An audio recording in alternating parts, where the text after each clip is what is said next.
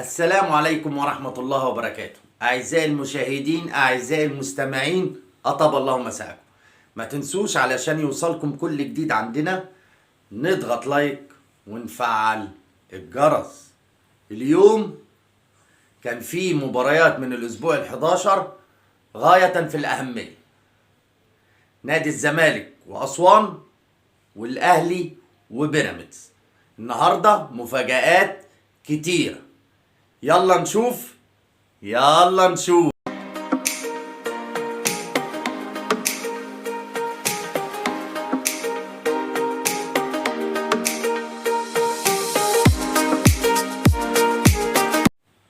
سبحان مغير الأحوال، من حال إلى حال.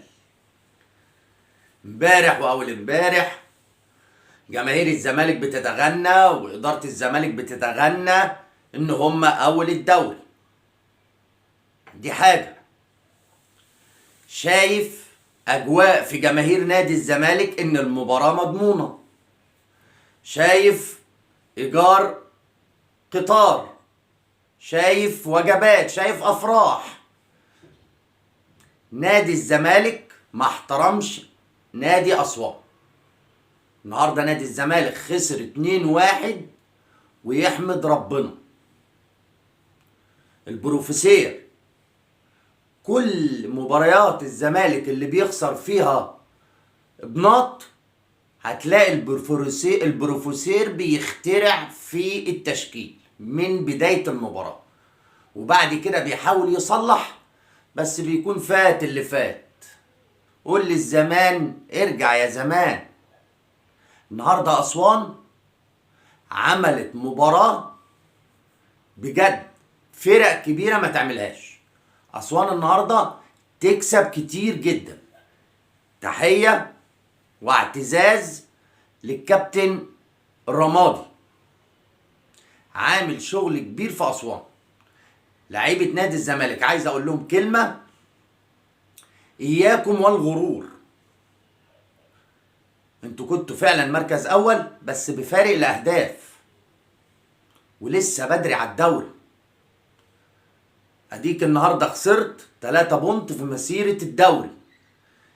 انت اللي جيت لورا، والأهلي سبحان الله اللي الدنيا كانت قايمة عليه النهارده كسب بيراميدز 3-0.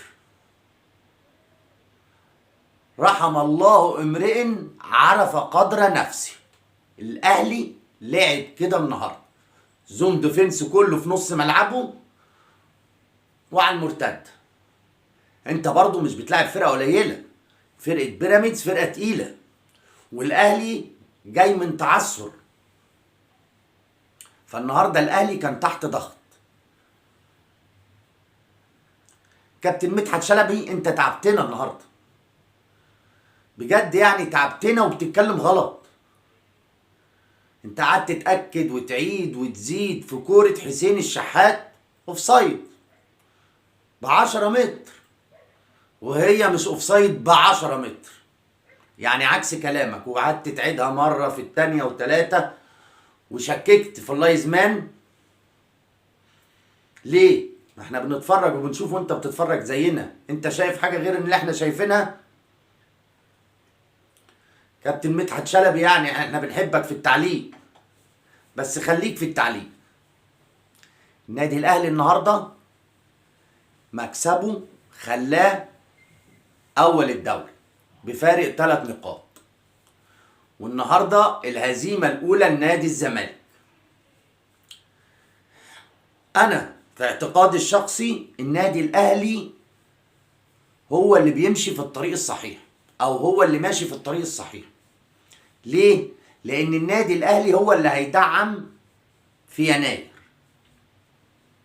فعنده فرصة ان هو يظبط الخطوط، بس يجيبوا لعيبة صح. لان النادي الاهلي ونادي الزمالك السكواد اللي جه في الانتقالات دون المستوى، دون المستوى. عشان نبقى دغري، في نادي الزمالك النهارده شفنا دونجا والسيسي الانتدابات، وشفنا الفرود مسيموني ولا اسمه ايه ولا سامسون، دون المستوى. لعيبة الاهلي برضو برونو، شادي، محدش يزعل على نفسه في الاخر، اللي يأثر يستحمل، اللي يأثر يستحمل. فالنادي الاهلي هيجيب انتدابات، فعنده فرصة انه يظبط الخطوط، ومكسب النهاردة ريحه كتير.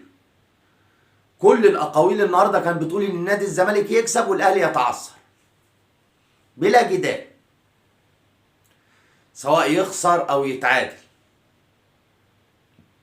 انما النهاردة نادي الزمالك يخسر وبأداء سيء.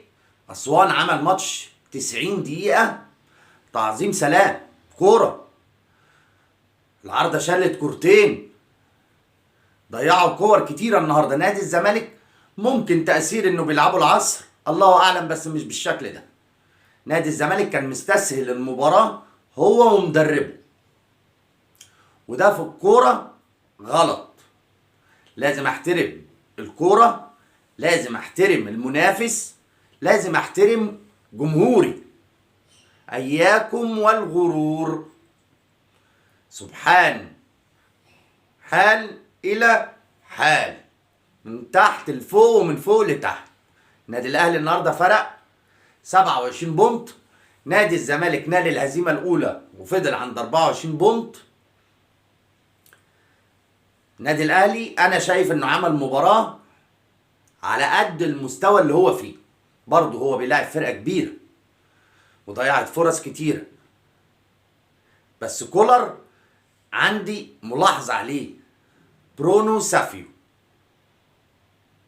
هل انت شايف في حاجه احنا مش شايفينها؟ كل الجمهور المصري او الجمهور الاهلاوي اللي شايف انه برونو سافيو قليل، انت شايف حاجه تانية؟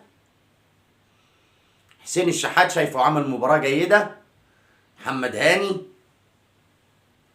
النجم النهارده عمرو السوليه، ديانج، علي معلول، محمد عبد المنعم، ياسر ابراهيم النهارده كويس برضه، اللي كان يعني دون المستوى شادي النهارده مع برونو. مبروك للنادي الاهلي، هارد لك لبيراميدز، مبروك لاسوان، هارد لك لنادي الزمالك. تحيه للجمهور الفرقتين.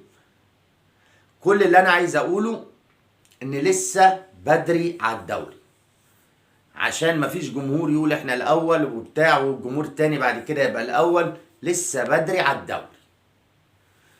اللي هيواصل انتصارات، اللي هيكسب التاني، زي مثلا المنافسه على اهلي وزمالك وبيراميدز، اللي يكسب الفرقتين التانيين المفروض انه ياخد الدوري. نادي الاهلي النهارده ركب ب3 بونت، معاه هيشتري لعيبه، واعتقد ان هيجيب لعيبه جامده هتفرق معاه عشان كاس العالم للانديه. بالتوفيق للنادي الاهلي في كاس العالم للانديه ان شاء الله. وبكده تكون حلقتنا خلصت معاكم النهارده. ما تنسوش علشان يوصلكم كل جديد عندنا نضغط لايك ونفعل الجرس. السلام عليكم ورحمة الله وبركاته.